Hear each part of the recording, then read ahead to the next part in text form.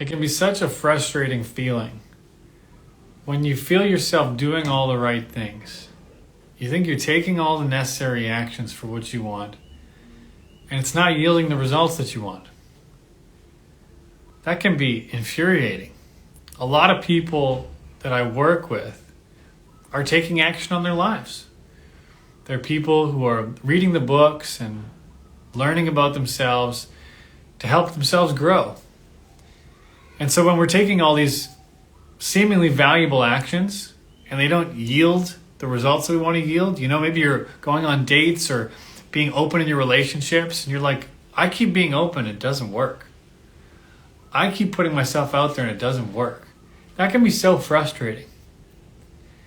And so part of, to me, the value of coaching and the value of introspective growth work is to look to see what's at play behind the scenes. And I'm of the opinion that love and connection actually comes naturally to all of us. We actually naturally are drawn to connect and love each other and to be loved and be connected to. But we've been through life. We've been through heartbreak and challenge. We've been discouraged and let down. And so we've developed thoughts and belief patterns that start to talk ourselves out of having what we want. And so it can be very easy, even though we're doing the right things, to keep us from what we want, because in the background, we feel like we don't deserve it. I see people write out what they want in love and in their life, and it's this beautiful thing. It's this beautiful experience. But then in the background is like, how dare you ask for that? It's too good to be true. I don't deserve that. Or if I do deserve it, I gotta suffer way more still for it. That sucks. I don't like that way to live. I don't like that at all. And so what's fascinating to me is actually looking at how can we release the resistance to actually having what we want? How can we experience the life we want without feeling like we need to suffer for it? Because that's what so many of us have learned. You want something big, you better pay a big price. I don't think that has to be the case. I think instead we've got to look to see, what is it about that I want, that I'm resistant to? What am I scared to actually accept? When I started this coaching work, I had a number of parameters that were governing what I was doing. Most obvious one, I want to make a difference for people. That's the founding starting point. I want to spend most of my time making a difference for people. That feels good. I want to earn a great living. And then part of that had like a conflict with itself. Because I had this belief like, you can't do great things for people and also earn a great living. Because I associated, rich people with being evil. And the Good Samaritans being poor. And I was like, that sucks. That seems so backwards and upside down. But that was something I had to go to work on to actually, create wealth and health in relationships and finances. And so the reason why I'm sharing this with you is because when it comes to love and connection,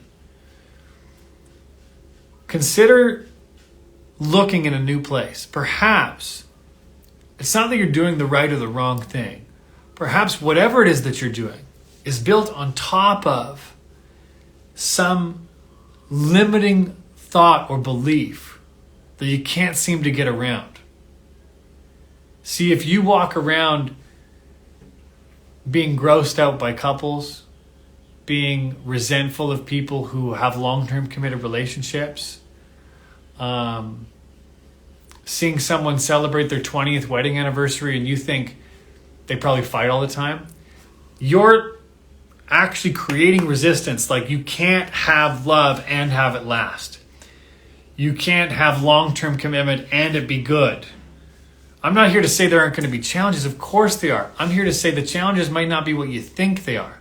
The challenges might in fact be what it is that I'm resisting Can I actually let myself have what I want? Can I let go of the idea that I need to suffer in order to have it? That I need to be punished in order to feel good? If we could go to work on that, well, then we actually get to have what we want with ease. And I'm not talking just about relationships here, people. I'm talking about anything. So I'm going to riff on this a little bit longer. Feel free to write a couple questions in here. I'm going to just check the time for a second because I got a team meeting shortly. But yeah, feel free to write any questions in the question box. I'll answer a few questions here. But part of what had me share this with you guys is I have been blasting through my own glass ceilings for years. You know, I feel like I'm constantly on the edge of my growth. And on one part, it's exciting. You know, things happen quickly for me. They happen in wonderful fashion for me. You know, with my work, it's going so well. The results for people are going so well. My relationship with my wife and my young son is such a privilege and extraordinary thing.